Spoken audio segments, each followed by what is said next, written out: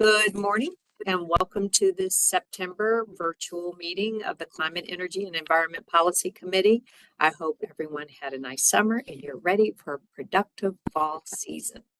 Before we get started with the main agenda, the first piece of committee business is to adopt the meeting summary from CEEPC's July meeting. Motions and seconds can be made verbally or in the chat box. Is there a motion to approve? Motion. Is there a second? Second. Are there any changes? Okay, it is approved. Thank you. And are there any proposed amendments or changes to the agenda? Okay, I will move on to committee and member updates. So if we could start with the Built Environment and Energy Advisory Committee, BEAC. Great. Good morning and thank you, Chair Ivy. My name is Andy Young. I'm the Deputy City Manager for the City of Falls Church and the 2024 Chair of BEAC. We had our meeting last week on September 19th, where we had a robust panel discussion on building decarbonization policy requirements and the impact of policy regulations like Building Energy Performance Standards, or BEPS, on building owners. Panelists provided input on the Arlington County's decarbonization tool, DC's BEPS program, the state of Maryland's BEPS regulations, and we got to hear some perspectives from the Apartment and Office Building Association, or AOBA. So some immediate takeaways from the discussion included, BEPS has started to change how property owners think about improvements to their buildings. As building systems like gas equipment reach the end of their useful life, owners have started to think about ways to electrify, which I think is a good thing. Property owners are taking advantage of financial and technical assistance available through the Montgomery County Green Bank and the DC Green Bank. Property owners are also getting energy audits to look at expanded decarbonization opportunities. The biggest challenges facing property owners are the financial limitations and the uncertainty of how to pay for a lot of these upgrades, particularly considering the other conversation going on around housing affordability. AOBA noted that the estimates show that some costs are going to need to be passed down to tenants to comply with BEPS requirements. For Virginia jurisdictions, although they don't have BEPS requirements in the same way, jurisdictions like Arlington County have a green building incentive program and have looked to add elements to the program to cover existing buildings and adaptive reuse projects. Alexandria launched their city building performance program for all city buildings and is creating energy plans against their trajectory model so they meet their goals outlined in the city's environmental action plan for 2040.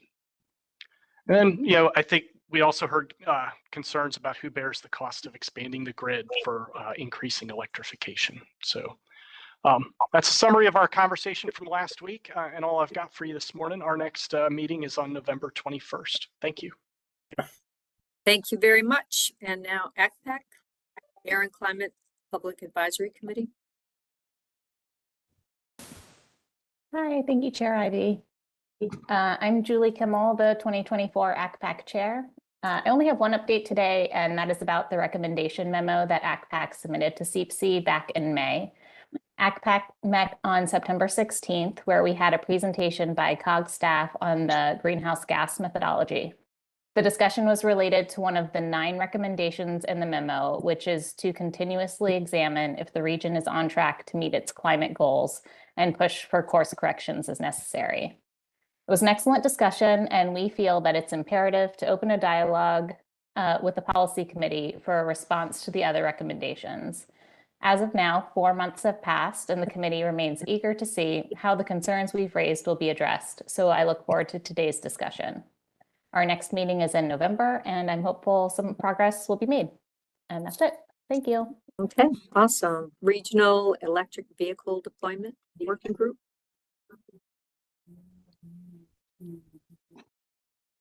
Thank you. I will hear more at later in this meeting. We'll be giving a presentation on the Regional Electric Vehicle Infrastructure Implementation Strategy that has now been finalized, that was overseen by the Electric Vehicle Working Group. So that's the big news for that subcommittee to CEEPC, and we'll hear more later. Thank you. Okay, great. Thank you.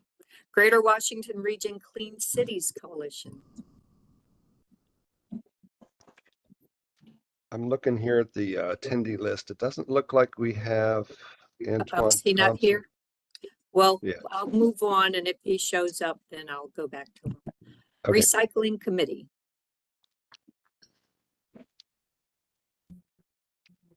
And likewise, I John don't. Snower at COG. Hopefully you can hear me. Just got a new Yes, computer yesterday, so not real sure.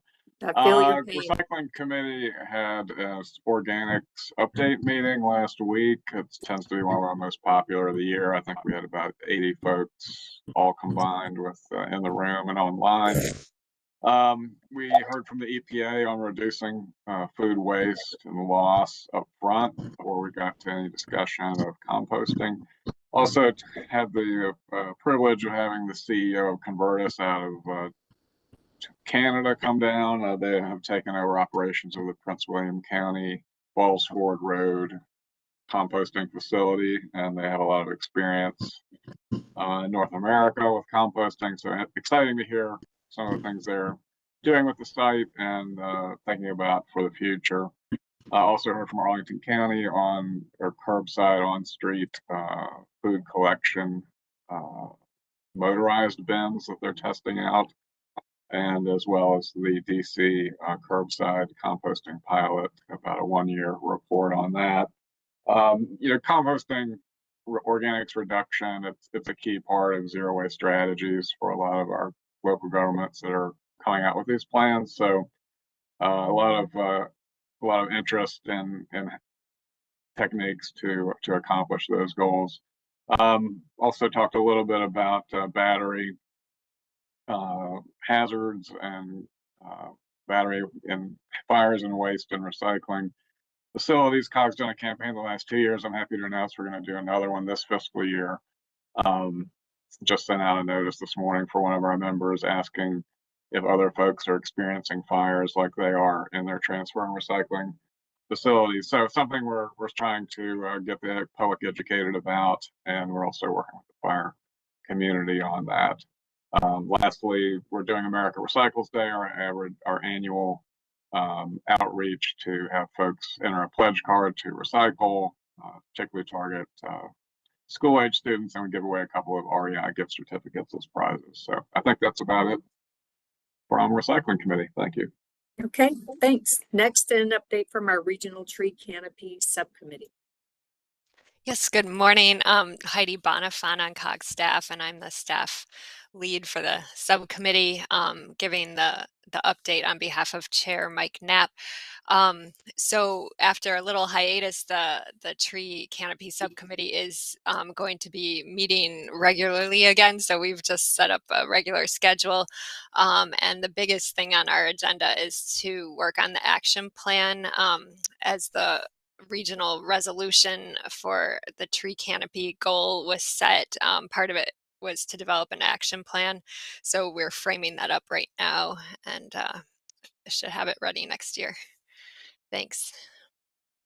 All right, next we'll move on to our member roundtable and staff updates. So now's the time for you to briefly share your local updates that the group may find beneficial. Updates can be verbal or in the chat box.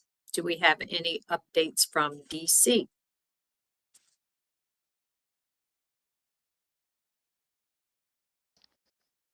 Hi, excuse me, this is Meredith Soniat from the District Department of Transportation. Just really quick update on 2 things. We have our National Electric Vehicle Infrastructure Program, our NEVI program. We expect to be announcing our conditional awards in the near future, hopefully in the next couple of weeks. So we're really excited to get that moving.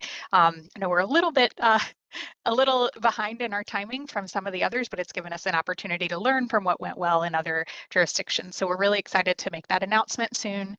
And then one thing that just happened just yesterday, I think, we have a pilot that we were awarded some grant funds to electrify some of our bike share stations. I believe it's 4 within the district. So we have 4 solar powered bike share stations that are going to be installed by the end of this year, and that will allow for better, charging while in the dock for those electric bikes, which are really, really popular. So I'm really excited about that. And yeah, thanks for the opportunity. Awesome. I see Sarah Bagley has something in the chat that she wanted to share. So if everybody could take a look there. Anyone else from Virginia wanted to speak? Madam Chair, Mm-hmm. this is Takis Cardenas from Oregon County. Hey. Great to see everybody again after a very hot summer. I believe we're one of the hottest on record. So that we don't forget where we are. In Arlington County, the budget cycle, the county board approved about $2.5 million for to infuse into the county's climate action fund for building electrification, resilience, and greenhouse gas reduction measures and programs. This comes in addition to a lot of already, ongoing commitments. There is, and I bring it up here because this really is responsive to a lot of public requests. It's not just, political activism or, some virtual signaling here. This is a lot of constant, permanent, incessant public pressure that produces that, and this is a good thing because it makes us go further. Part of this going further, the our Arlington Initiative to Reduce Emission program has been starting his first IRA funded projects. There's an energy health equity project among them, which has a lot of environmental justice components to that. So I'm really very proud of advancing in the environmental justice field. We are making progress also in electrifying yet another relatively big roof of one of our most recently built community centers. There's a huge roof, so this will be a power purchase agreement with Dominion Energy. It has been really a very steep climb to that. It's not so easy to get these agreements done. I consider that really a policy issue at this point, and maybe this is we can exchange experience in the region as well. I think these should be easier to get, and they're not. So that's a problem, but we're getting there now. And one thing that I think it's remarkable, we have a stormwater program and a huge list of stormwater management policies in place. But for the first time now, we have a risk assessment and management plan. Short ramp that for which we have now guidelines and analysis. For our board, this has been an eye-opening moment because we, for the first time, had a comprehensive overview of everything that goes into the stormwater management demands for policy response. And this is quite a lot. And it's also quite expensive. It's also legally very complicated, and it has a lot of risk potential embedded in there. So that's from us. We're getting also, I believe, our second rebates on e-bikes, etc., on the smaller things that may be very comfortable for Arlingtonians in the fall if they want to buy and enjoy rides out there with a new e-bike, especially those with lower income. They will have a pathway to access this very sought after modern mobility machines. So we are very happy about this. Thank you. Anyone else from Virginia want to jump in before we move over to DC? Okay, DC, who wants to have the floor?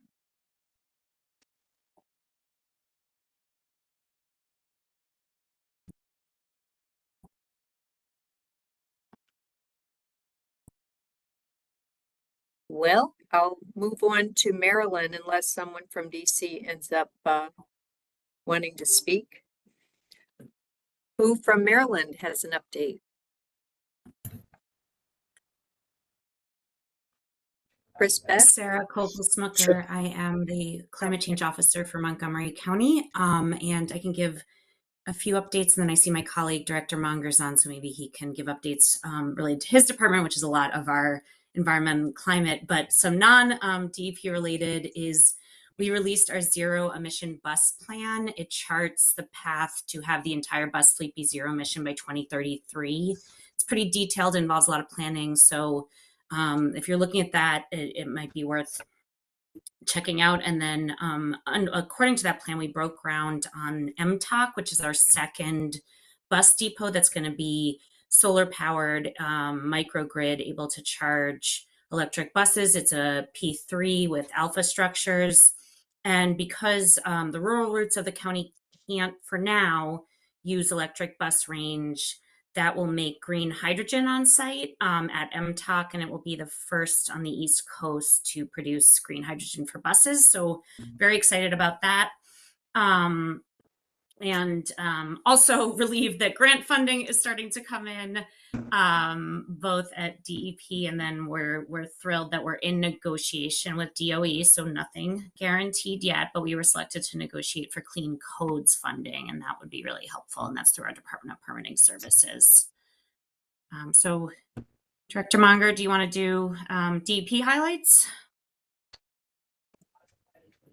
Good morning, folks. No additional updates. Sarah covered it great. Thanks. Great. Anyone Sure, else from Maryland? Sure. Good morning, everyone. I can give a general update on some statewide efforts on climate change. If you're not aware, the governor signed an executive order this summer requiring the creation of a climate sub-cabinet.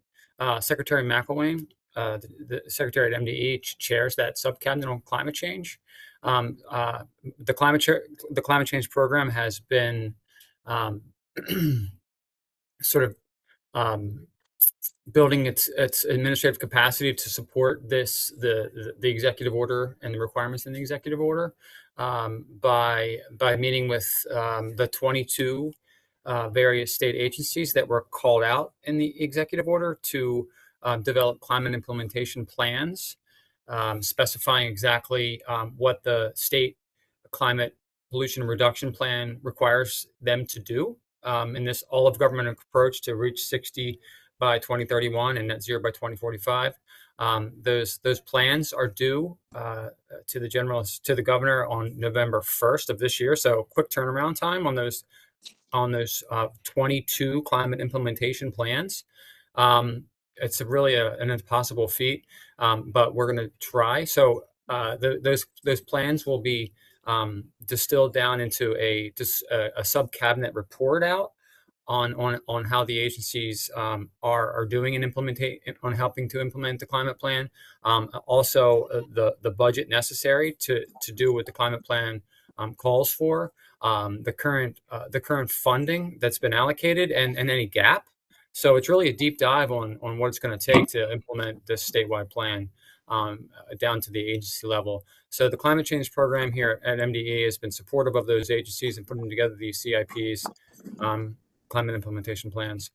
So all the while, we're still chipping away at standing up some of the regulations that were called for in the statewide plan, like we're proposing a clean heat standard and a zero emission heating and appliance standard that were called out in the executive order for MDE to do. So we've, based on that executive order, it looks like we have some support from the governor to move forward with those rules. The climate plan calls for other regulations that we are not currently working on, but are called for in the plan. So a lot of work to do there. That's plenty. I will say that the Climate Commission is putting together the working group recommendations that will be advanced to the full Climate Commission. The Climate Commission serves as the Governor and General Assembly's guidepost to decide what the state should do to meet the climate goals. So that annual report from the commission will be submitted to the General Assembly and the Governor on December 15th with a suite of recommendations about what the state needs to do to meet climate goals and adapt and be more resilient to climate change.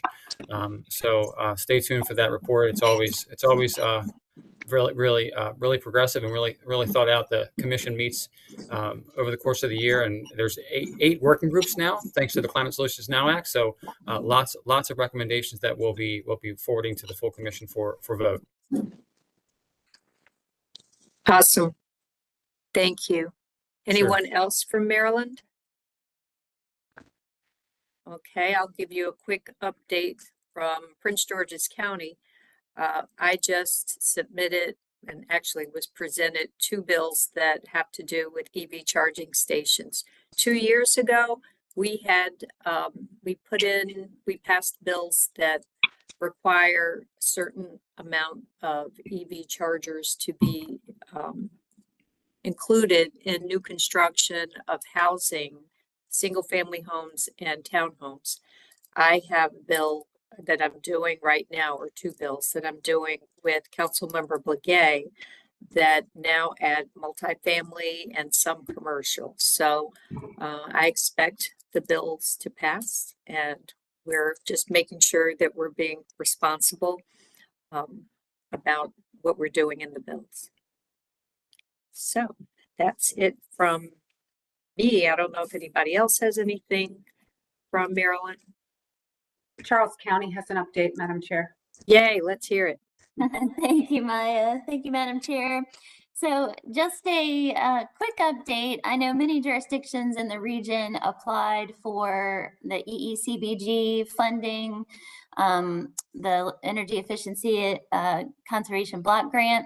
And we did the same. We have formula funding in the amount of about $80,000, and we are using that money. It's through a voucher, the voucher side, not the full grant, but we're using those funds for technical assistance through DOE in hopes of doing some assessments on some of our buildings so that we can help with our transition of our fleet.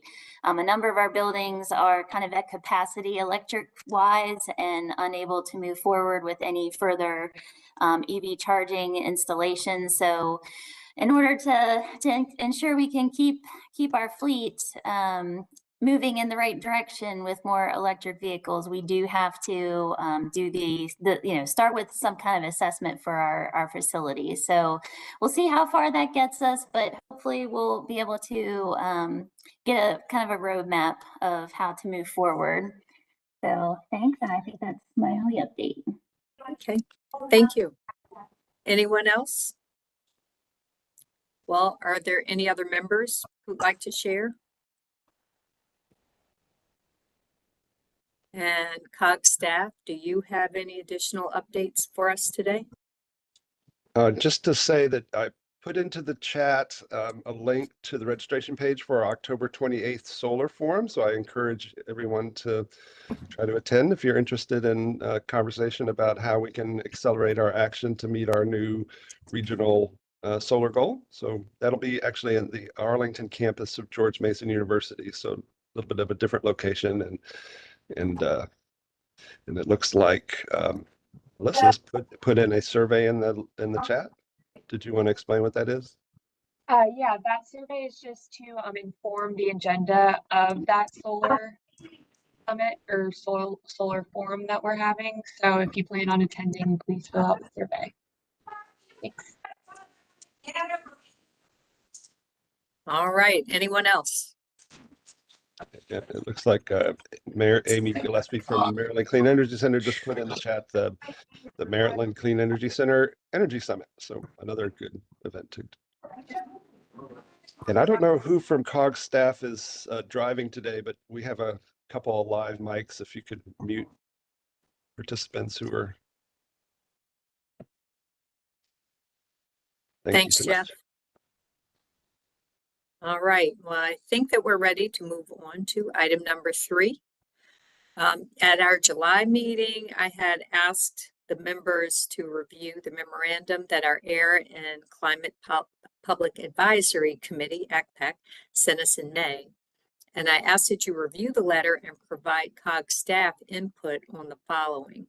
Which points in the letter would you like to see? Provide specifics.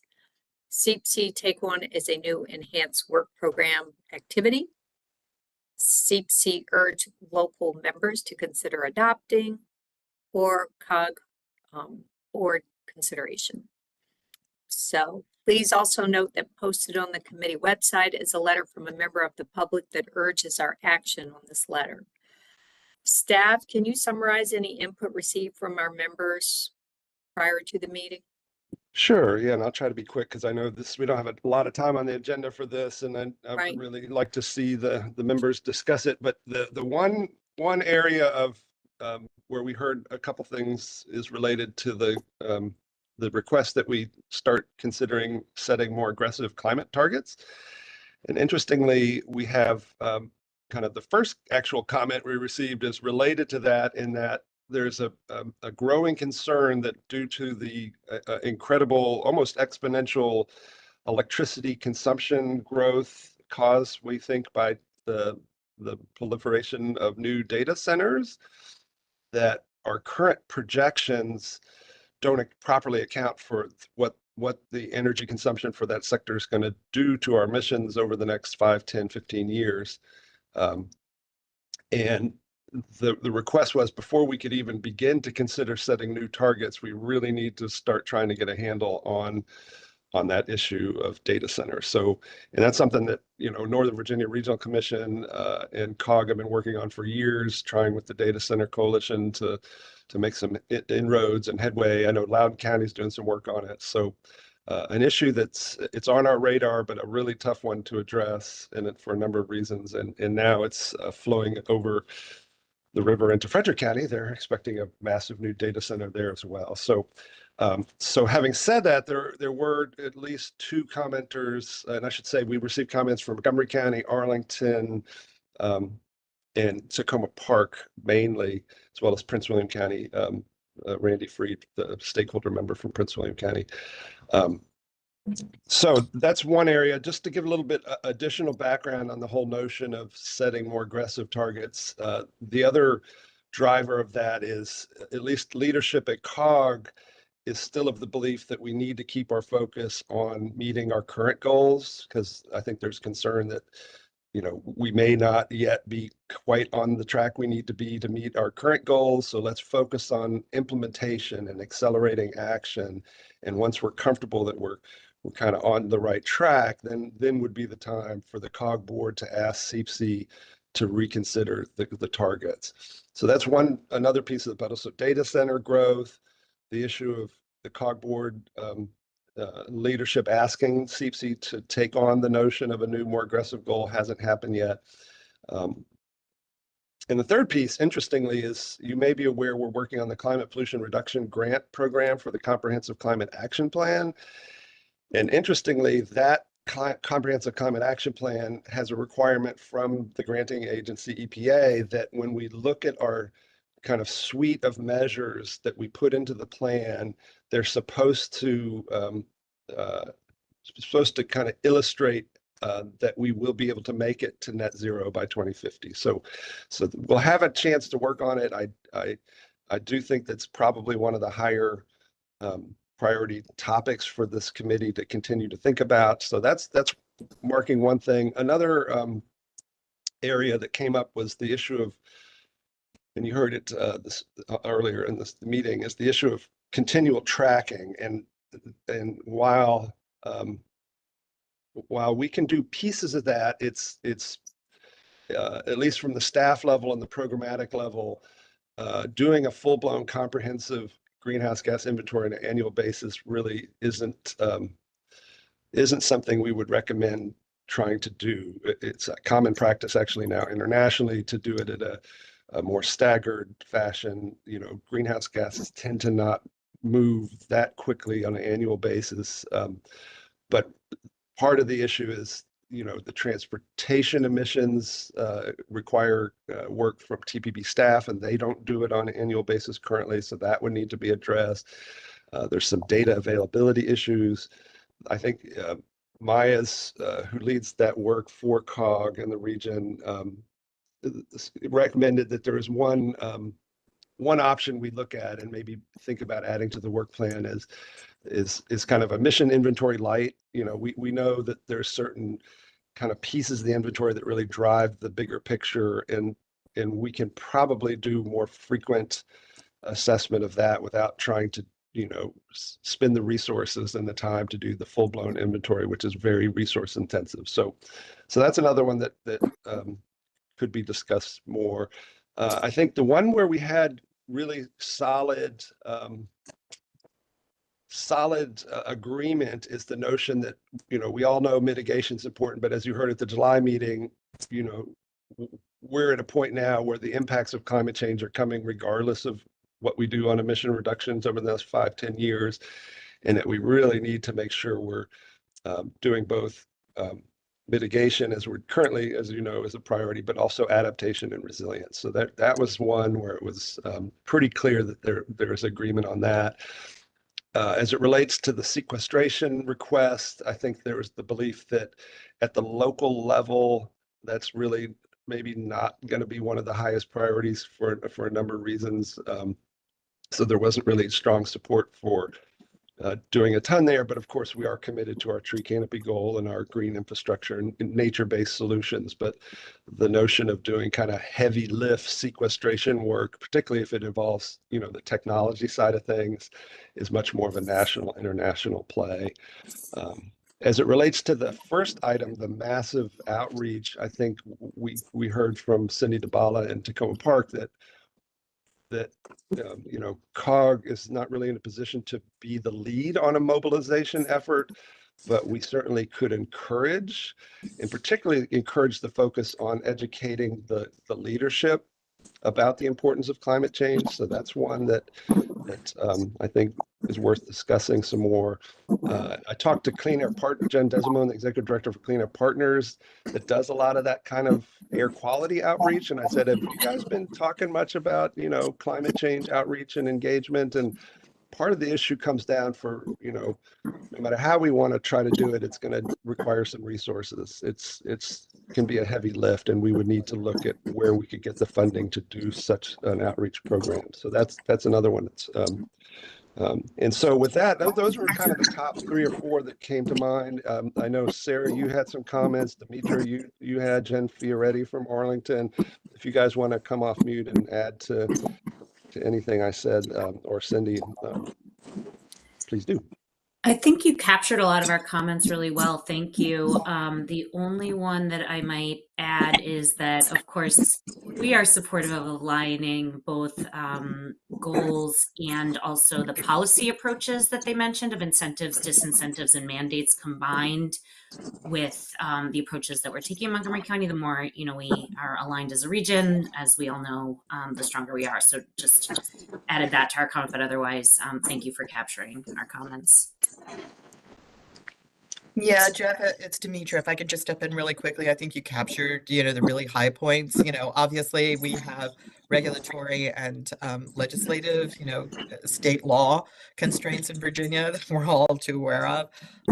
But I did want to also take the opportunity to introduce everybody formally to the county's new Assistant County Manager for Climate Policy, Jennifer Fioretti. And we've all hit the floor running, and she has in short order. So we're really eager to work with the COG and all of its members to really advance these issues and show progress and show great vision. Awesome. Jeff, do you have anything else you wanted to say about the letter or next steps? No, I mean, at this point, I'm hoping that maybe there could be a little bit of discussion with the group and see if there's any, member input to you as chair, to staff, as to, what they would want to see happen next. Speak up, anyone, if you have something to add. Hi, I've got something to add. This is Randy Freed. Jeff, you accurately summarized my comments regarding the importance of data centers. I would just like to elaborate for just a moment. First, I totally understand the need for embracing more aggressive greenhouse gas reduction goals, and I think that the ACPAC subcommittee kind of nailed that. But I think it would be really unrealistic for us to go for steeper goals right now, because just to put a finer point on the comments you made, it's going to be super difficult to meet the existing 50% goal. To meet that goal, we're going to need to reduce emissions by about 20 million tons compared to our 2020 level by 2030. And based on the calculations that we've done in Prince William County, we're probably going to be adding about 17 million tons to the regional total just by ourselves. And we're not as big as Loudoun is in terms of data centers. And that doesn't include any of the growth from additional data centers elsewhere. So we are going to have a hard time actually reducing our emissions significantly compared to 2020 levels, much less hitting 50%. And 80%, I think, is really unrealistic. So I think it's kind of urgent for COG and your member jurisdictions to come up with a more realistic estimate of where we're likely to land by 2030 before we even consider cutting our goals further. And really, I think implications are that we're going to have to dig deeper into mitigation measures than we thought we would just to try to hit the existing goals. Thanks. No, absolutely. Prince George's County is looking at 3 data centers that I know of right now. So they're needed. Madam Chair? Yes. So talking about data centers, and just to understand sometimes the order of magnitude of the task here. I had a conversation with one of our colleagues here in Northern Virginia from Loudoun County, and obviously we were talking about data centers. So we were just going over, raw numbers. We were saying that currently we're somewhere between 3.7 and 4 gigawatt, a region of 3.7, 4 gigawatt, with already just Northern Virginia, almost 10 to 11 gigawatt committed, with ongoing projects. And just to give you, a perspective to grow over 27 gigawatts, which I consider an absolutely absurdly big number. Just to give you an idea, the biggest nuclear reactor in Virginia is about 1.6 or 1.7. So only for what our part of the region is consuming today, we would need 3 to 4 nuclear reactors of this size. So obviously this is a colossal challenge, right? So I sympathize a lot with the urgency that the public is bring to us via ACPAC, etc. It may manifest itself as, asking for not very realistic, not very thought through. The ways to deliver on even more aggressive goals are not clear. The ways to deliver on the current goals are not entirely clear either. And I sit also on the Transportation Planning Board, and we have had very thorough conversations about how we do that in the transportation sector, and the challenges are colossal. And they include significant changes in how we work in our economy, how our households live. Our entire way of life is right now under scrutiny, basically. And this is difficult to convey to our voters, and it's difficult to convey to our society as a whole. So I actually take the input that we're getting as a as a reason to think harder and to begin to be more aggressive in the thinking before we get down to find ways to make our policy more effective, because this is what I hear between the lines and behind the letters.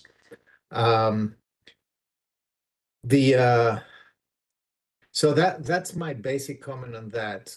I just believe that there is a point that the public is making that policy is not up to the task, and that the task is requires a way more aggressive way to approach a problem.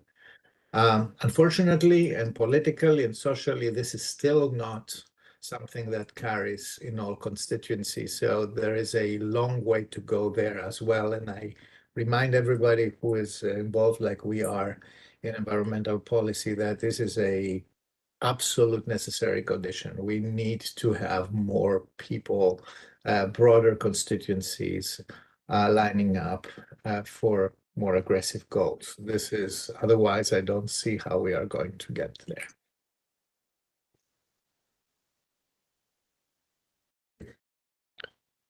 I see Cindy DeBala. Go ahead. Thank you. Put another way, in going back to the framework of the letter from APAC. Yes, adjusting for the increase in demand fits into numbers 5 and 9.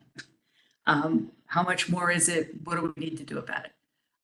I'd like to propose that either we respond formally to APAC, or what I think I prefer is to send a joint set of recommendations up to the board, saying that in these few areas that that Jeff had outlined, that we think that the board, that COG needs to or recommend that COG should do a few specific things.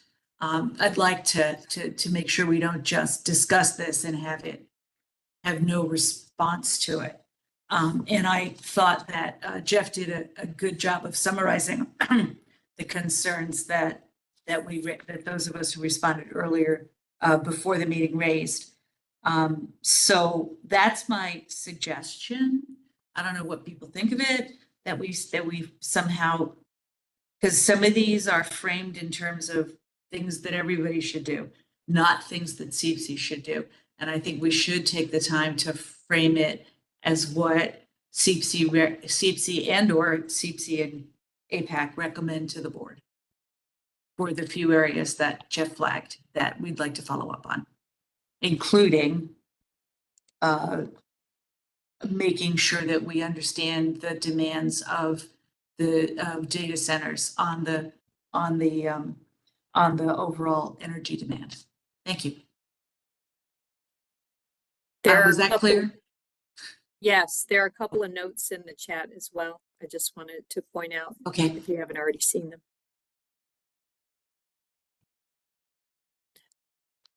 Anyone else? I'm trying to look for hands, but I missed them.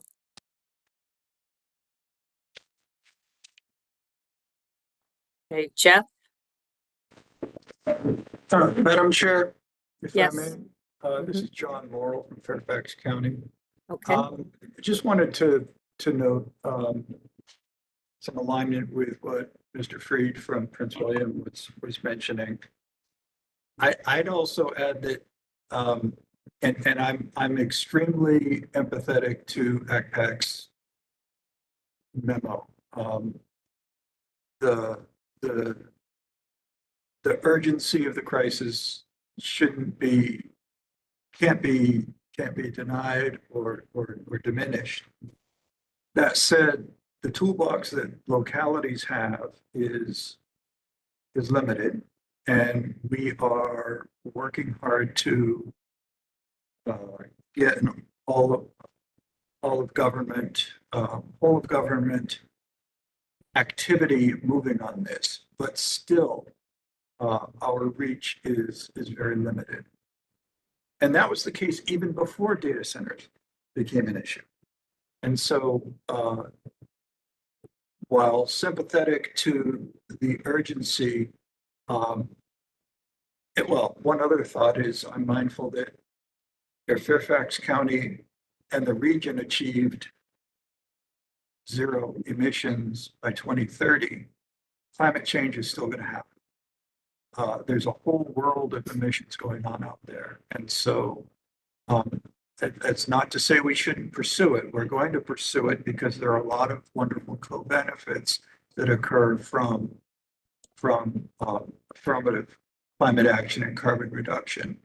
But we can't put all our resources into that. And we will be increasingly, because local governments are also on the front line when disaster strikes and when the flooding, the power outages, the extreme heat hit, localities are the first responders. And so the resilience and adaptation is absolutely important.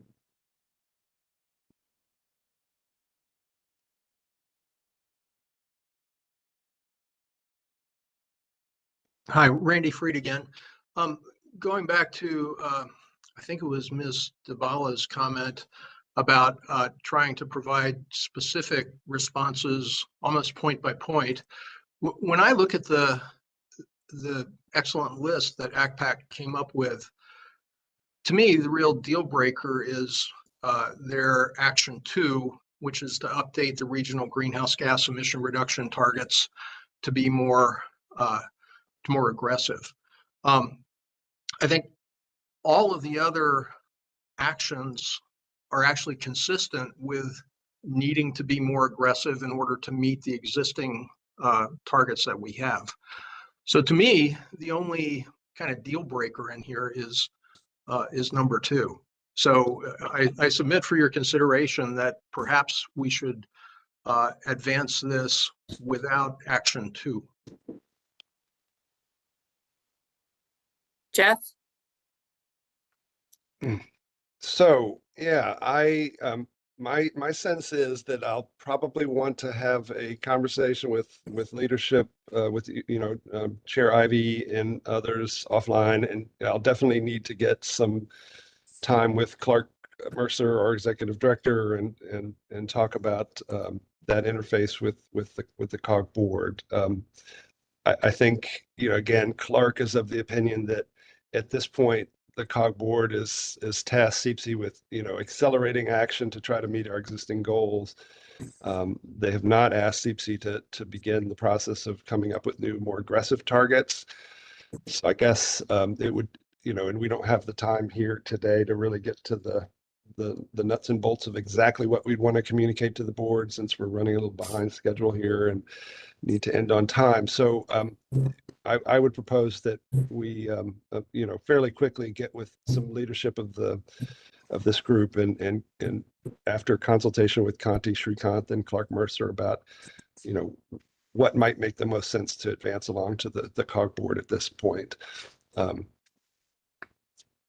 Do we need a motion for that, or can we just meet and discuss? Yeah, I don't think you need a motion at this Okay. time. All right, great. If it's okay, I'm going to move on to the next item. I have one more comment, which is, I Okay, think. Cindy, go ahead. Sorry. Thank you.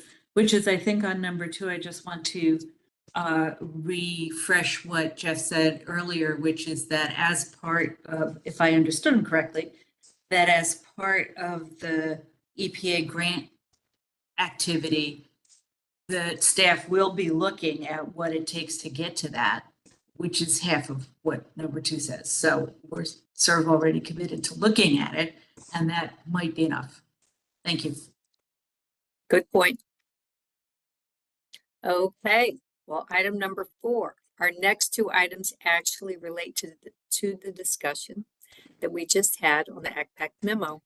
So first, we'll start with a conversation with some of our local climate leaders to learn about their experiences with deep engagement on the climate crisis. Then we'll discuss some exciting developments related to taking action on climate in the transportation sector.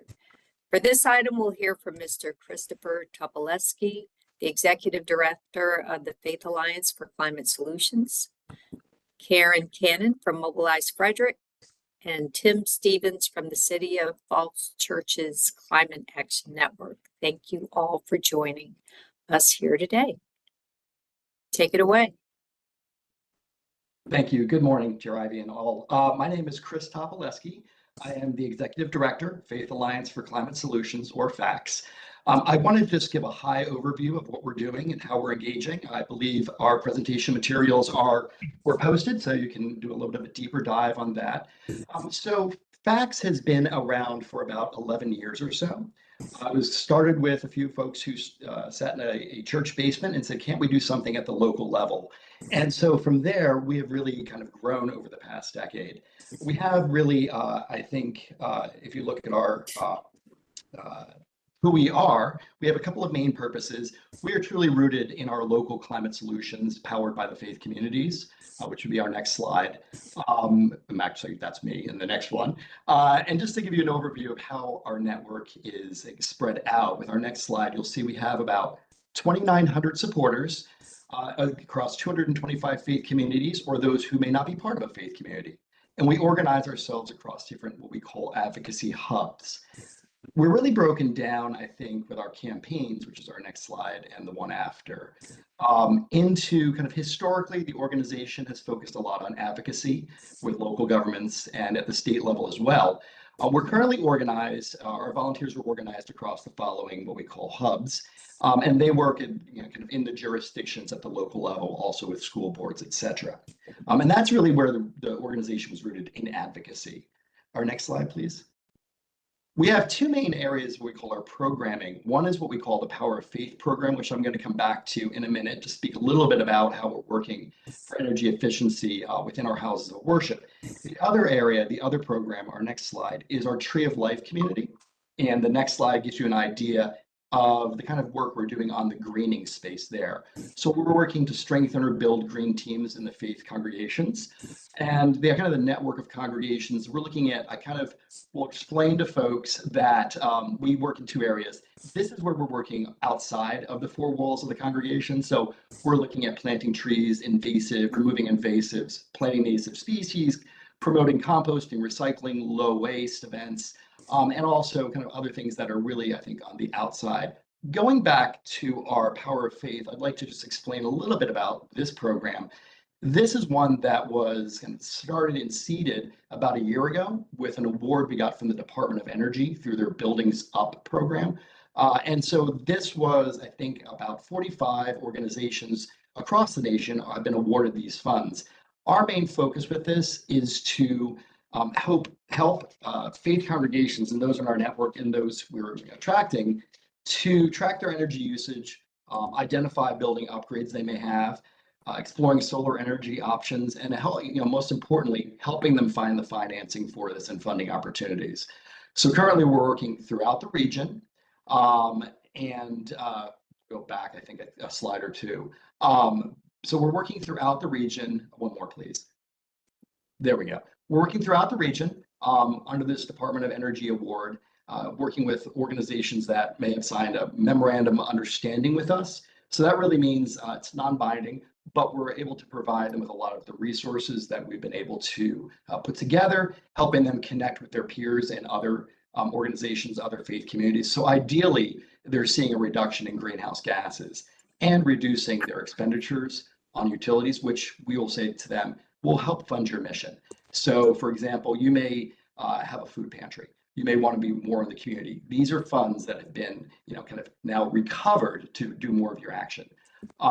Ultimately, we'd love to see this program grow throughout the region. As I said, this is seed money. We're currently working with the County of Fairfax to hone specifically on Fairfax County congregations, and we're looking to move this throughout the region. Primarily, we are working in Northern Virginia, and that is where our strength is, and we're continuing to build out into what we call our hubs. I mentioned that we are focused in Fairfax, Arlington, Alexandria. We are in Loudoun County. We also are out in what we call the Central Valley. So we do have some of our folks that are out in the Shenandoah interested in this as well.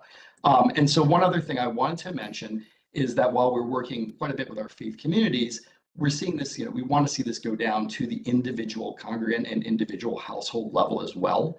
And so we're working towards that goal. Our last slide that we had, something I wanted to plug, is one of our events. Every year we have held what we call a climate crisis forum. This year we decided to break our trend for previous years and move away from sort of, working with the politicians and talking with them, but moving more now towards our schools. We have a team that has been working quite a bit in one county, but we've doing this climate crisis forum that's happening in about a week and a half here in Northern Virginia. And we're bringing together Northern superintendents, four of the superintendents in the region, as well as climate activists, students that are in the schools, to talk about why it's an important issue for them, as well as hearing from the superintendents about where they're seeing their gains, their biggest wins, but then also, most importantly, where are the challenges that they're facing and moving forward. So that's just a little bit of an overview of our organization and how we're trying to make the impact at the local level to make some global impact. Okay. Awesome.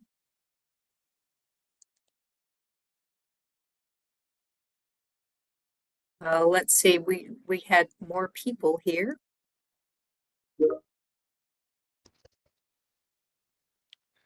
Yeah, Karen, are you on? Karen and Tim Stevens.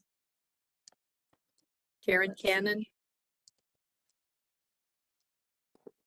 Yeah, Tim, hi, this is Karen. I'm trying to see if I can turn my video on. For some reason, I'm not having much luck so far. There we go. Looks like it's coming on now. Okay.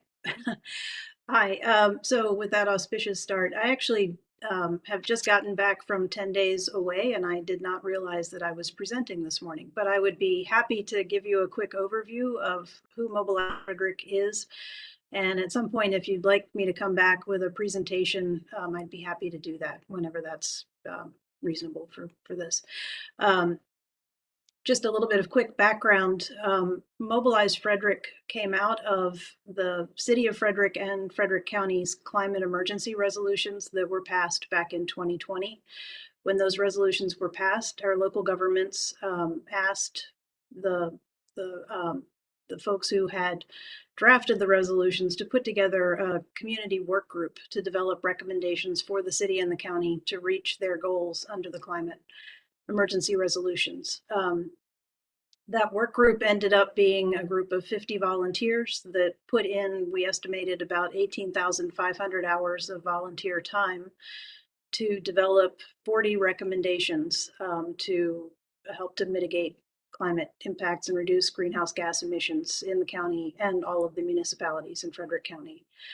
That kind of shockingly, all of that work happened over Zoom entirely. None of us met each other in person until we had completed the report, in fact, just because of the timing of when the resolutions passed. Those 40 recommendations are spread across 11 sectors, such as buildings, energy, transportation, agriculture, food, forestry, resilience, et cetera. And within the 40 recommendations, which are fairly broad, they actually translate to about 336 recommended actions. So we're doing lots of things kind of as opportunities come up. Sometimes we'll react kind of quickly when we see an opportunity and maybe switch our priorities to hit, some of those different recommended actions. The 40th recommendation in the Climate Response and Resilience Report, which is posted on our website if folks would like to take a look at our recommendations. The 40th recommendation was actually to create a community group that would continue on the recommendations and ensure that they get implemented. So Mobilize Frederick is that group. We were incorporated in the state of Maryland in October of 2022. We got our 501c3 status last summer, June of 2023. And at this point, some of our main priorities that we're working on, we have hosted 2 annual climate summits now, and we're currently planning our 3rd climate summit. Our first one was a one-day event. We got about 200 people registered for it. We had 14 different speakers across a number of different panels. This year, our second summit expanded to 2 days. We had over 400 attendees. more than 50 exhibitors in our exhibitor hall. And we added breakout sessions along with our panel discussions. So it really generated a lot of excitement. I think it was a really good outreach event. The exhibitor hall gives our local nonprofits and businesses who are working in this area a chance to network with each other, in addition to coming to learn about climate solutions. And that's really our real focus in the climate summits, and all of the work that we do is to really try to focus on solutions. And that's our focus with all of our community outreach efforts as well. In addition to the climate summits, we have a very well-established green schools program now. When we started working on this, Frederick County had fewer certified green schools than any other county in the state. And we're kind of rapidly building up support for that program across the county. We now have 8 certified green schools, and we're working with about 20 other schools to implement environmental literacy and outdoor education programs. So we're very excited about that. We've gotten a few different grants to support that work, which has been very helpful. That's also really expanding our reach into the communities as students and parents find out about the Green Schools program, then they find out about other things, associated with climate change. They've been involved with the climate summits, so we've been really excited about how that work is going. One of our goals is to create a climate dashboard for the county, and we're hoping to work with Hood College's data-driven Frederick program to establish that. And that will likely be something that we may need to reach out to COG for assistance with. As you can imagine, gathering some of that data, some of it's going to have to be regional. But we feel like that's having a climate dashboard so that people can see progress and understand what's happening is extremely important. So we're hoping to get that going in the near future. In terms of other community outreach, we have been doing what we call Electrify Everything presentations, where we'll go wherever people will listen to us, basically to libraries or community groups, Rotary clubs, or Rotary chapters, and give presentations about the benefits and options for electrifying everything, reducing energy costs, and accessing funding for solar, et cetera, et cetera. And those are typically pretty well received. We've heard some direct feedbacks from folks from some of those presentations that immediately afterwards, some people actually go ahead and make changes. Sometimes you find people who know that they need to replace their water heater soon, and this is a chance for them to find out about heat pump water heaters or other options. We've been very involved with the data center issue, being here in Frederick County. I actually was the co-chair of Frederick County's data center work group that completed its report back in March of 2023 or 2024. So if folks haven't seen the report that came out of that work group, that might be of interest to some of the other folks on this call as well. We are also a sub-awardee on an EPA government-to-government grant that the county applied for and was awarded. That's going to focus on implementing air quality monitoring around the county, ideally at all or most of the schools in the county, and then incorporating the air quality data into some of the lessons, coming out of the Green Schools program, and using that data to expand our community outreach efforts as well. So going into communities with information about, what we're seeing in terms of air quality data, and discussing climate solutions that can be implemented around different communities. That work is going to focus particularly in environmental justice or EJ40 census tracts. So, yeah, so we're doing a lot of different things with 40 recommendations, and all of those recommended actions. We're really trying to cover a lot of ground quickly, but we're partnering very closely with local governments and continuing to try to expand our community outreach with partner organizations as much as possible.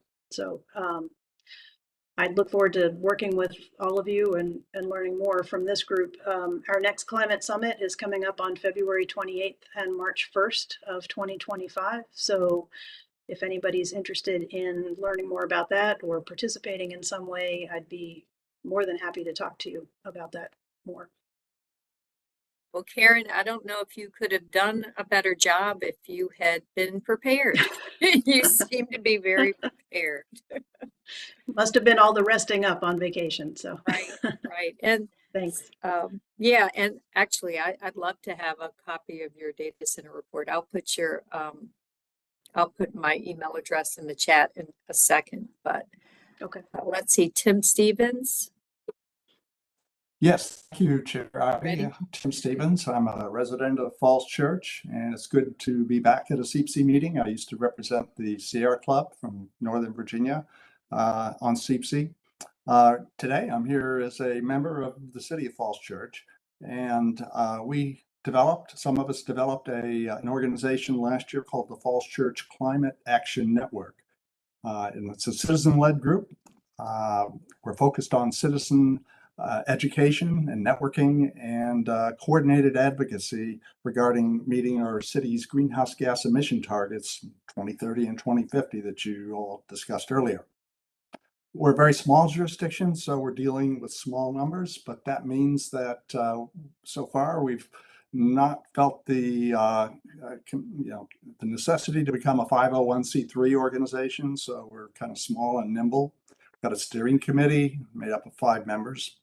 We reached out to the Sierra Club Potomac River Group for a grant last year for seed money. And they came through with that for us, which we're very appreciative of, and that allowed us to put together a website and to get that launched. The group of us who started this were all active in traditional boards and commissions within the city, but we thought there was a need for an organization that was independent of government organization. So that gives us more flexibility on when and where we can meet, as well as having the ability to send opinion letters to our state legislators, which is not something that people on city boards can often easily do. Also, the city board that focuses on environmental issues covers all environmental issues, which means that climate-related issues, particularly the mitigation of greenhouse gas emissions, sometimes doesn't get the full attention that it deserves. Our jurisdiction has had emission goals for a while, but our actions tended to be ad hoc and not particularly goal-oriented.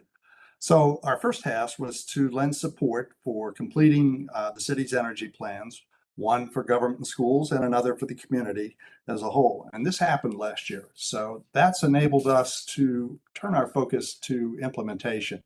And as those of you who know, especially on this side of the Potomac, the ability to mandate anything is fairly limited. So we're focused on volunteer behavior. Not necessarily what you'd like, ideally, if we're going to get to that gigawatt range, but that's what we have to deal with. So we've had very successful electrification events demonstrating the many ways that consumers can cut their household emissions. And one of our steering committee members volunteered the use of their home for this event. And that featured demonstration of rooftop photovoltaics, the battery storage, induction stoves. That's always seems to be pretty popular. The heat pump HVAC systems and heat pump water heaters. Several of our members brought their electric vehicles and their EV bikes for attendees to try and ask questions about in kind of a non-sales situation. And we've also had people bring electric lawn equipment, including lawnmowers and leaf blowers. We also invited a couple of contractors who could determine on the spot what the solar potential of some of our residents is and provide estimates of installation on heat pump equipment as well as heat pump water heaters. We also offered ice cream, free ice cream, and that turned out to be very popular with parents with kids. So we help our city staff with an energy audit of an historic and for the city, an iconic landmark. It's called the Cherry Hill Farmhouse. And then we help give tours demonstrating the low-cost energy efficiency add-ons to this nearly 200-year-old structure. And we've worked with our school staff to encourage analytic methods that demonstrate that replacing diesel buses really is something that's worth it. We work with the greenhouse gas emission results developed by COG. Thank you very much for that. And we're helping encourage development of a tracking report for specific energy plan actions, very similar to how we track our city's capital improvement projects. So we share information about news in the clean energy sector. After all, we are called a networking group. And we reach out to other organizations around the area to make sure that we're staying up to date. So that's pretty much it. Thank you all for the opportunity to come here and speak today. And I encourage CEEPC to keep up the great work that you all do. Okay, awesome. And if you don't mind, I'm going to skip ahead to the next item because that will keep us on time. And I know it's really important that we end on time today. So let's see, we have Maya Davis is going to kick off the climate action in the transportation sector. Great, thank you, Madam Chair. And if staff can pull up the presentation, please, I would appreciate that. So today I'm going to talk to you about the Regional Electric Vehicle Infrastructure Implementation Strategy, or REVI, and then we're going to dive into the related FHWA charging and fueling infrastructure awards that impact our region. So first up, the REVI strategy. This was a joint effort between our Transportation Planning Board, or TPB, and COG. It was funded by TPB, and it was developed by ICF and overseen by the Regional Electric Vehicle Deployment Working Group that is a subcommittee to CEEPC. So why develop a strategy? Well, the CEEPC's 2030 Climate and Energy Action Plan, as well as the TPB Climate Change Mitigation Study, identified electric vehicles and clean fuel vehicles as a high potential way to reduce greenhouse gas emissions from the transportation sector. Also, we had the bipartisan infrastructure law in 2021 that started putting a lot of money out for available in grants for electric vehicle infrastructure deployment. And so REVI was really developed to help our region meet the demand for EV infrastructure and do it in a way where all populations across the region can benefit. Next slide. So I'm going to talk about some of the key components that are in the REVI strategy. And a first key component is electric vehicle ownership projections. So the top line on this graph is all light duty vehicles and those projections. And then the colored lines are the low, medium, and high scenarios for EV ownership projections. And at the beginning of this year, we had more than 82,000 light duty electric vehicles in the region. And in a high growth scenario for EV ownership, we could experience a 25-fold growth in ownership by 2035. Next slide, please. Another key component is the EV charging station projections. So how much EV charging station ports do we need to support those projections in EV ownership? And so for this report, we added up about 3,900 level 2 charging stations in the region and 385 DC fast charging stations. Excuse me, Maya, if I could interrupt, it might just be me, but your presentation just disappeared off the screen. Yeah, I can see that it's not up, and staff are working to get that back up. Okay. Yes, I'm working on it. Okay, go ahead. So, and all the presentations and the REVI strategy are posted on your meeting materials today in case you want to kind of look back at these numbers, because I know I'm going through them pretty quickly in general. But as far as growth in EV infrastructure needs, it could be 14 times more than we currently have by 2035 in a high growth scenario. Next slide, please. Okay, so a third key component into the REVI strategy is, okay, we looked at EV ownership projections, we looked at the EV charging infrastructure needs. Now the third piece is where are we going to put, where can we potentially put EV infrastructure? Where is it most needed across the region? And so we looked at traffic levels and where people were traveling to and from. We categorized these based off of a scoring that was developed. And so the score increased for parcel groups if it was near equity emphasis areas, multifamily housing, if you were near highway ramps and park and rides. And then the score decreased if it was near existing charging stations. So this gives you an idea of how we were applying this, regional methodology to identify where charging stations are needed. Next slide, please. So we have 3 maps that are available. It's 3 scenarios and 3 maps. And basically on the left, scenario A is where are the highest priority for DC fast charging stations. Scenario B in the middle focuses on where is the priority to deploy in equity areas. And on the right is scenario C, where we looked at prioritizing multifamily housing. Next slide, please. So this next slide shows you just a snapshot of one of the maps. And basically the red areas are higher priority, and then we go down to orange and yellow and green, and then blue are the lowest priority areas. And so these get down to the parcel group and parcel level. And this is really a starting point for localities to use this and their local knowledge to identify the suitability of where exactly to put these charging stations and what level and how many charging stations are needed. So if you look at this map on towards the right of this picture, you see a grouping of a lot of these red and orange high priority parcel groups. And then but you need to use your local knowledge and go, okay, exactly what property does it make sense in or near these high priority areas to deploy charging stations? And I do want to note that this is a regional methodology, and it might not account for every unique land use. And so that's why we say definitely use your local knowledge to take things to the next step. Next slide, please.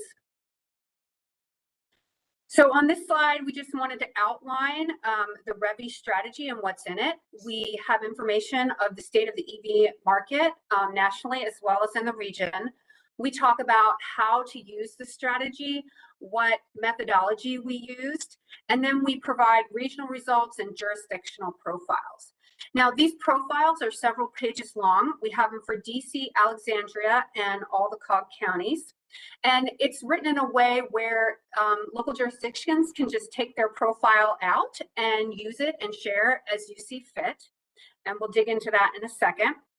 But essentially, getting back to how to use this, basically, localities can use this at any stage of their EV planning process. So you can look at the high priority mapping areas to identify what you want to do next or areas you want to hone in and focus on. You can cross-check these high priority areas against locations that you've already flagged as potential interest areas for EV charging deployment. You can look at these high priority parcels as a starting point for saying, oh, here, we want to do some site assessments for EV charging, which is really the next step. So let's look at these high priority parcels and then decide which one of these sites we might be interested in doing site assessments for. You can also use these high priority areas as a way to engage private sector landowners and use that to engage them and encourage them and maybe support them in deploying EV infrastructure at their own sites. So this can be used in a wide variety of ways, but it's really up to the local jurisdiction to use this as guidelines for deployment planning and then hone in on these areas for further assessment. Next slide.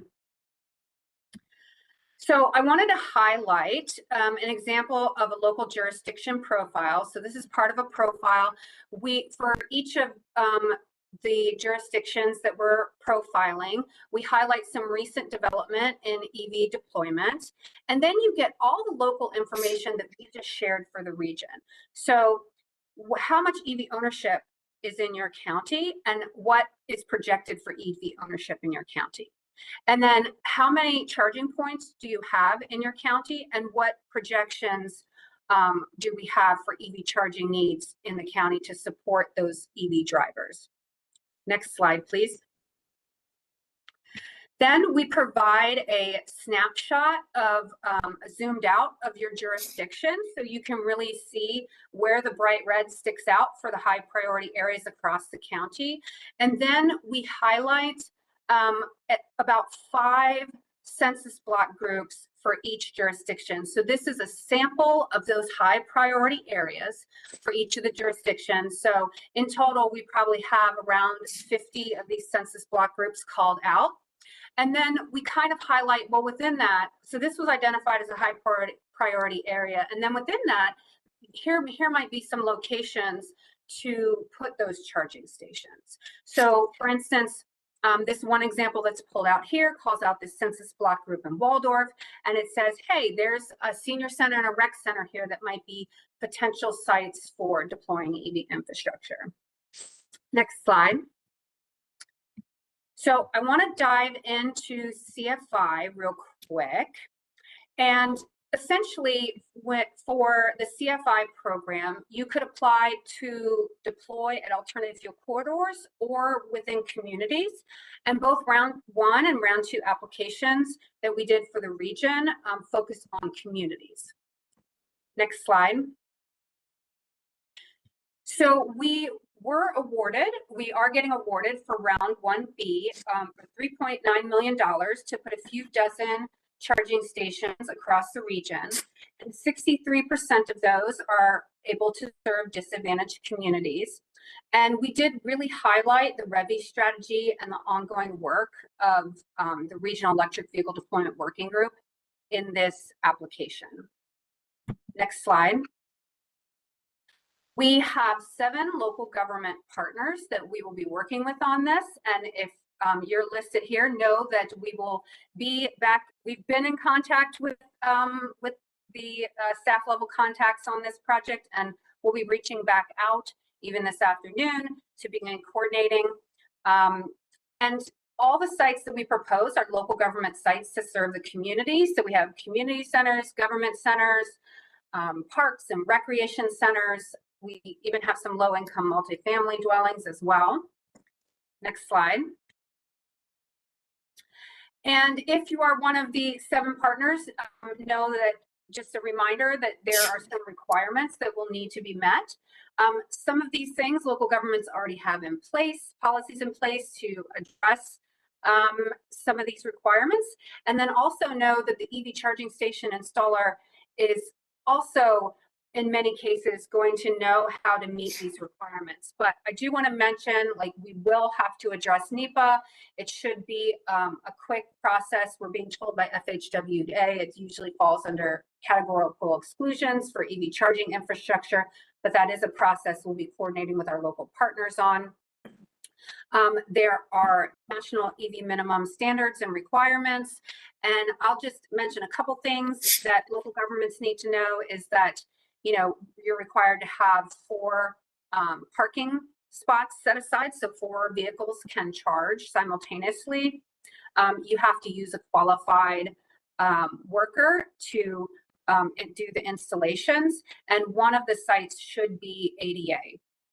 So these are examples of some of the requirements, and we'll be digging more in on those with our partners. Next slide, please. There's also a workforce development and engagement piece of this. Our lead partner on this is Greater Washington Clean Cities Coalition with Antoine Thompson, who is on CEEPC and on this call right now. And they're going to be leading up some community listening sessions, as well as EV-focused career fairs in disadvantaged communities.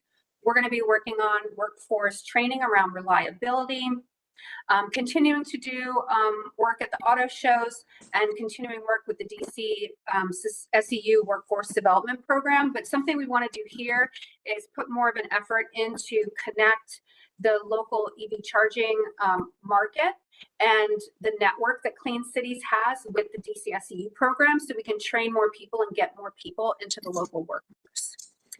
If we're awarded on round 2, we would do all the above. Plus, we've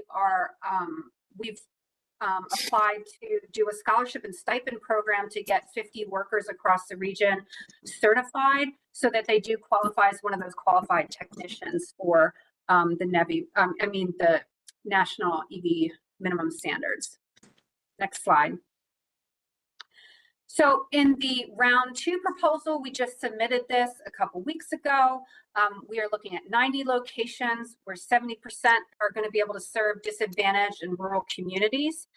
REVI was really a core at this proposal. There's requirements as part of the NOFO, like doing an equity analysis that REVI served for, and REVI really met a lot of the pieces of the requirements for the application. So it was really helpful to have this project under our belt to go after these funding opportunities. Next slide. One of our feedback from round 1 from FHWA is to try to engage more small towns and more rural locations. So that's what we did for our application for round 2, and we coordinated with Rappahannock Regional Commission to engage some of their members and expand the local government members we're working with. We also put out an RFP to get private sector sites. So if awarded, we would be locating sites at low income multifamily housing across the region, as well as zip car locations. Next slide. So CFI has very specific focus areas and location types that they're looking for you to deploy at. And this slide pretty much just summarizes up our round 2 locations and how they fit into those CFI priorities. I will note that between the 15 local government partners and our RFP partners, we had well over 200 sites submitted to us asking to include in our application. And we probably double the funding that we could request. There's a $15 million cap on what you could request. So we had to narrow that down. And we did that by using the local government priorities, but also we did an EV infrastructure site analysis on all of these sites that were proposed to get it down to the 90 sites that we were able to include in our application. And it included, does this site serve disadvantaged or rural communities? Is this site a high priority on the REVI mapping? Is this site EV capable according to the utility? And what's the level of climate vulnerabilities that this site is going to face? And we looked at that based off of TPB's new transportation resilience online interactive mapping. So that project was really helpful in informing this process as well. Next slide. So just in summary, both of these efforts with REVI and CFI have been really great collaborative efforts between the TPB and climate staff and the committees that we serve. So I just want to thank everybody who's been involved. Many of you on the call have been involved in the process. And now I'd like to turn it over to Amy to talk about their CFI award that also benefits our region. Thank you. Okay, thank you very much, Chair Ivey and committee. Thanks for having me. My name is Amy Gillespie.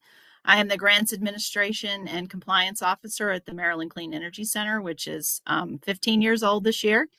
So I came on board to the team at MCEC to really bring in grant funding and then implement that funding. So one of our first awards was the CFI program. We received the 1A award, and we received notification. We also just recently received our 1B award, and we did put in a round 2 proposal as well. So I'm going to go through those quickly. I hope I'm probably all between you and the door. So I will go quickly if you can change the slide for me.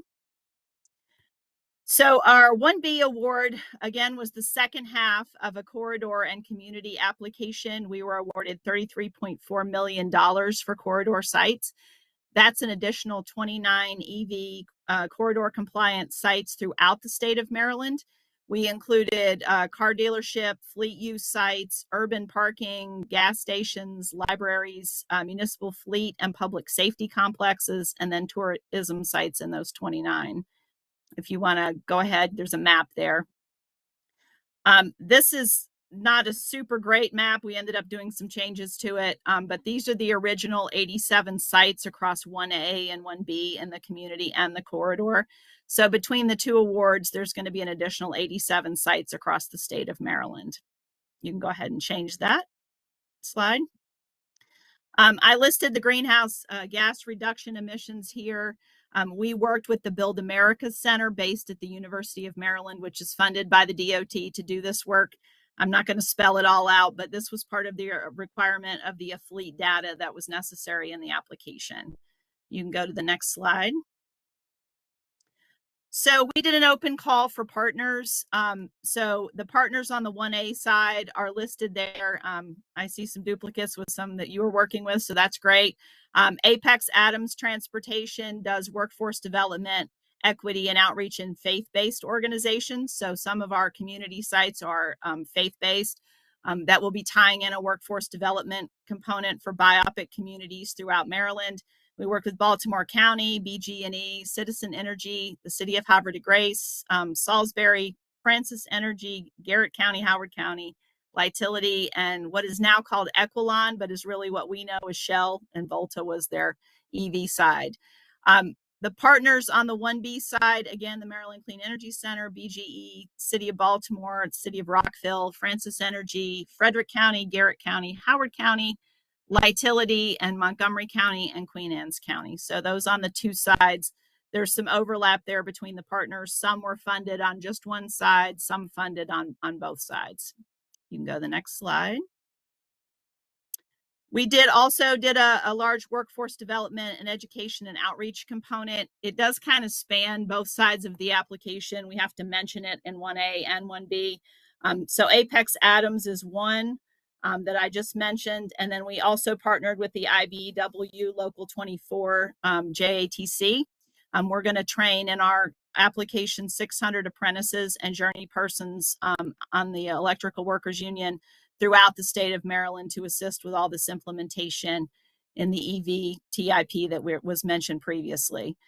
We also, Apex Adams has a registered apprenticeship program that is specifically focused on clean energy installations. We also worked with Citizen Energy, who has an Avanza outreach to LIDAC Hispanic communities, mainly in multifamily apartment type situations where they do an outreach and do education on clean energy, EV adoption, and those type of programs. And then we are also, through our diversity, equity, and outreach person, working on a toolkit, which I think a lot of people have, but we're doing it across the board, across multi clean energy spaces at the Maryland Clean Energy Center. You can go to the next one.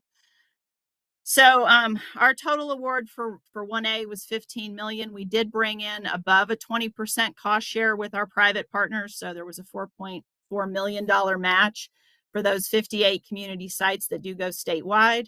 On the 1B award, it was a $33.4 million award with a cost share of $6.6 million in private investment and contribution. And those are an additional 28 for the total of 87, and they do go statewide. Next slide. Here is our equity map, and for our round two, we took a look at the alternative fuel corridors and the ZEVIP scores on the different sites and colored it in. It is a little bit interesting to see, but the little green dots are our sites across the map there. So next slide. We tied this in. We worked directly with the Maryland Department of Transportation as part of our committee, our steering committee on choice, and looking to build out the various networks. So you can see the corridor pending and the corridor ready sites. And we tried to not duplicate, but enhance those corridors to expand charging, especially in areas, rural areas, and also areas in the western half of the state that still need to build out. Next slide. Here's the fleet data on this new application. So the community and the corridor sites, we again went to the Build America Center to do this statistics for us, and they calculated the various savings across both pieces of the application. We were encouraged to continue to keep them separate so that if the feds decide to fund one half or the other, they would have an easy way to split it. So there's two sets of data. Next slide. We also did an open call for this round, and we've got a whole new set of partners that came to the table, which was great. Some of the old partners came back and a lot of new ones. So the new partner list is ourselves, BG&E, the City of Hyattsville, City of New Carrollton, Citizen Energy, Francis Energy, Lightility. We also have 65 volt post or zip car sites in Annapolis and Baltimore. The Maryland Department of Natural Resources committed 6 different parks throughout the state of Maryland. City of Tacoma Park, Equilon came back, Montgomery County, the town of Bladensburg, Riverdale Park, Garrett County, Howard County, Montgomery County, and Washington County. The workforce development partners are on the right. So Apex Adams Transportation will continue their work on their faith-based organizations tied into workforce development in biopic communities and also doing outreach to those communities. The Build America Center will do all of our reporting and tracking of our greenhouse gas reductions. Bowie State University and HBCU also came on board to get an install of charging stations at the college with BG&E, and they're also doing an outreach program to their communities.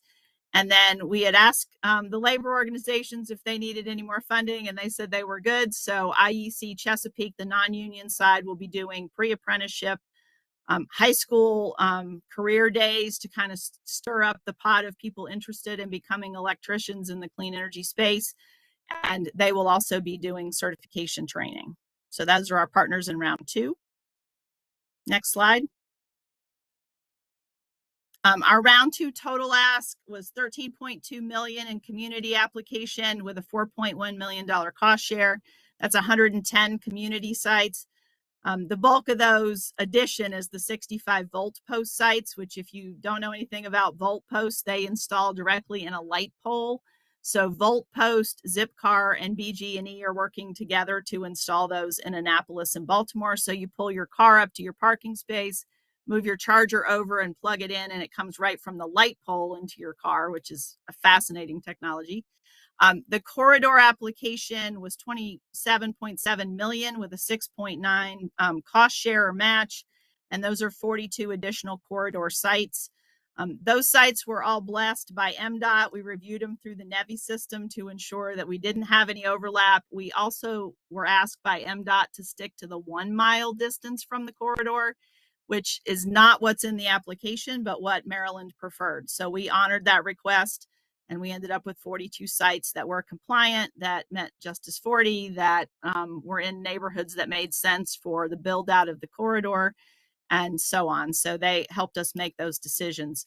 We did end up with 45% or 68 of the 152 sites on both sides of the application falling into LMI, EJ, and disadvantaged transportation zones. And, so that was a little bit lower than the first application, but we really tried to cover the parks, the rural areas, and some of the specific mentions within the application. Next slide. And here's my contact information. If anybody has further questions, we will be posting the narrative on the website very shortly. Good luck on your application, and Kathy would absolutely kill me if I didn't mention the summit, which is coming up in a week and a half. So the MCEC Clean Energy Summit is going to be at the Marriott in College Park, and we would love to have anybody come visit if you would like to see our other initiatives. So thank you all for having me, and I hope I didn't hold you too long from the door. No, thank you very much. Are there any questions? And thank you, Erica Bannerman, for clarifying why I wasn't seeing Prince George's County in some of this. I was having an alarm here. Are there any hands raised? Because I can't always see them, and I apologize for that. Madam Chair, Randy, go ahead. Sorry, I would also mention that Erica and Prince George's County were involved in our round 1 in connecting us with your housing authority in the county to get sites on the awarded application. Yeah, great, thanks. And Randy Freed has his hand up. Thank you, Chair Ivy. Great presentations. I think it's really terrific that COG is helping municipal governments with the EV work that really gives everybody a jump start. So hat tip for that. I guess moving beyond EVs, in order for us to meet our broader greenhouse gas emission reduction goals, we need to cut emissions pretty deeply in the transportation sector. So my question for Maya is, are TPB's plans on track to reduce emissions enough to hit our 2030 greenhouse gas reduction targets?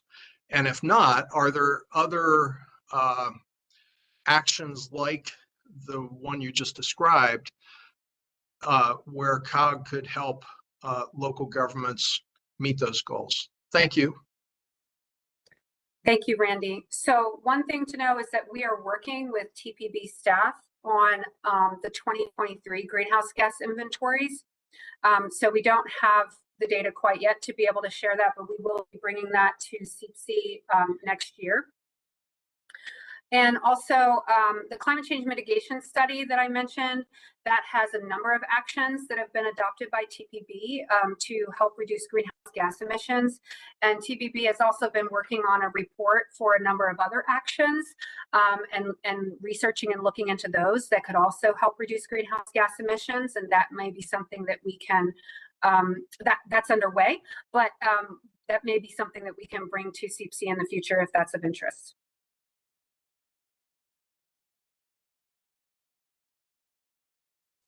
Okay. Chair Ivy? Yes, Sarah, see your hand up. I have my hand up. I'm not sure if Yep, go for it. Thank you. So I guess I mostly just wanted to second Randy's point. I really appreciate this presentation. In fact, last night at Alexandria City Council meeting, we took 5 bids from potential installers of EVs that we're going to be putting on our public spaces, on city-owned spaces around the city. So we're doing some exciting work there as well. But I did want to sort of uplift and maybe request that as a future presentation or discussion topic, we talk about transportation shifts that don't involve electric vehicles, because as valuable and as necessary as this shift to EV is, it requires infrastructure, it requires energy, it doesn't address safety, to just the side effects of driving generally. And so if I could just put in a request or an idea that we do talk about the non-EV side of transportation related climate advocacy, sort of creating more walkable communities. I was thrilled to hear about Arlington's EV bike credit. That's a real equity issue as well, much more cost affordable for people to get on an e-bike. So just seconding Randy, thanking for these 2 presentations and the work being done on EV infrastructure, but increasing micro mobility choices has such other profound effects that I just wanted to add that to the conversation. Yep, that is absolutely true, Sarah. So thank you for that. Is there anyone else who wanted to jump in? Are we actually going to end a few minutes early? Oh, wait a minute, Antoine. You missed your presentation earlier. Did you want to give a quick update? Yeah, I don't want to be the one that stops folks from getting off to a few minutes early. I'm at a conference and I was having some technical challenges. I just wanted to extend an invitation to everyone to come to our annual Clean Transportation and Energy Conference, which will be held October 16th in Greenbelt, Maryland. The first day is virtual, the second day is in person. We'll also have some alternative fuel vehicles that will be on display. I also want to give a big shout out to Maya and Jeff and the rest of the COG team and all the partners for the CFI grant. It's extremely competitive. Every elected official from the local to the federal has overspent that money. It's only a few $1 billion and everyone wants that money. So for us to be able to win a grant, believe me, everyone that's on this call, I'm at an EV conference right now. It's hard to get those dollars. So the fact that we were able to win one is definitely a pat on the back. I would also just say the previous speaker talked about the need to talk about more of some of the other fuels and other forms to decarbonize. We definitely support that. We just got the final agreement today for a grant that we were able to win for DC around more biodiesel for some of the medium and heavy duty vehicles in DC. And so we are excited about that, but we need to do that many more times over because our trash trucks are more heavy duty equipment. It's going to be a generation before we can really effectively decarbonize those. And so we need to make sure that we're taking immediate action to reduce the emissions and pollution from our trash trucks, our off-road equipment that are also contributing to higher rates of asthma and other health consequences in these neighborhoods. So I just wanted to share that and look forward to working with you all at the next meeting. So thank you. Sounds good. And speaking of the next meeting, it will be on November the 20th at 10 a.m. I believe that will be the last one of 2024. Is that correct? Yep. And I think it might be my last one as chair. Yep. So love you deeply, but I'm not going to cry. Hopefully the next person will be a little bit better about logging in. Well, you've done a great job. So I survived. Well, thank you all so much. I look forward to seeing you on November the 20th. And if there is no other business, is there a motion to adjourn? So moved. most second. All right, we are adjourned. Bye-bye. Thanks, everybody. Thank you. Thank you.